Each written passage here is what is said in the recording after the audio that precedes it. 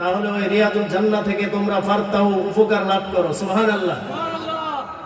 আল্লাহর হাবিব সাল্লাল্লাহু আলাইহি ওয়াসাল্লামকে প্রশ্ন করা হলো, ইয়া রাসূলুল্লাহ, ইয়া হাবিবাল্লাহ, নবী গো, দুনিয়ার জমিনে রিয়াজুল জান্নাহ কি? তখন আল্লাহর হাবিব সাল্লাল্লাহু আলাইহি ওয়াসাল্লাম বলেছেন, হিলাকুল যিকরি, যেই মজলিসে আল্লাহর জিকির করা হয়, যেই মজলিসে কোরআন হাদিসের আলোচনা করা হয়, ওই মজলিসটাই হচ্ছে দুনিয়ার জমিনে জান্নাতের বাগান। জোরে বলে সুবহানাল্লাহ। আজকে আমি কয়েকটা পয়েন্টের উপর কথা বলবো অল্প সময়ের ভিতরে, সময় 10 মিনিট, ধৈর্য ধরে শুনবেন তো। মাত্র কয়েকটা পয়েন্ট, সারা রাত ওয়াজ শুনবেন, যাই কিছু শুনবেন, যদি কিছু শিখতে না পারেন, কিছু আমল করতে না পারেন, এই ওয়াজের কোনো দরকার আছে? তাইলে এমন একটা কথা বলবো অল্প সময়ের ভিতরে, আমি দুই একটা বিষয় নিয়ে কথা বলবো।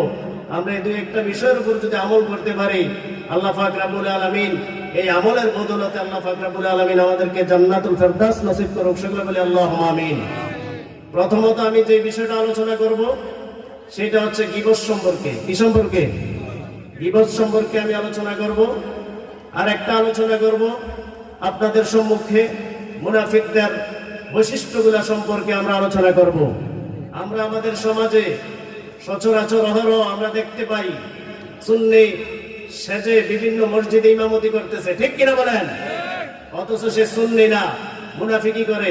সুন্নিদের সাথে যাইয়া বলে আমি সুন্নি, আবার অন্যদিকে বাতিল ফিরকাদের সাথে যাইয়া তাদের দলে যোগ দেয়, আছে না নাই? ভাই, এই পৃথিবীর জমিনে বাঁচতে হলে সিংহের মতো বাঁচতে হবে, বিড়ালের মতো ঘরে ঘরে বসে থাকলে হবে না, ঠিক কিনা বলেন? সিংহের মতো বাঁচতে হবে। আমি সুন্নি, আমি পরিচয় দেবো আমি সুন্নি, ঠিক কিনা বলেন? তাহলে আমার সমস্যা কি?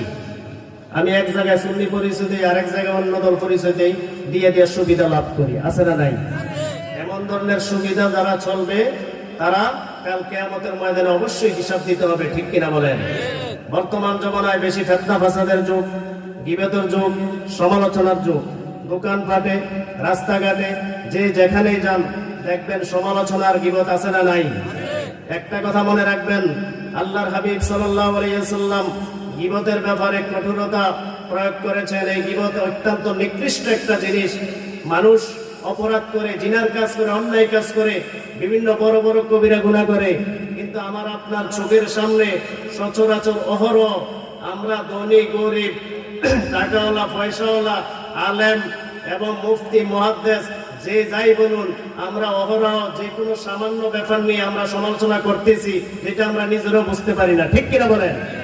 আমরা একজন ভাই আরেক ভাইয়ের গীবত এবং সমালোচনা করতেছি দোকানপাটে বসে, এখানে সেখানে বসে।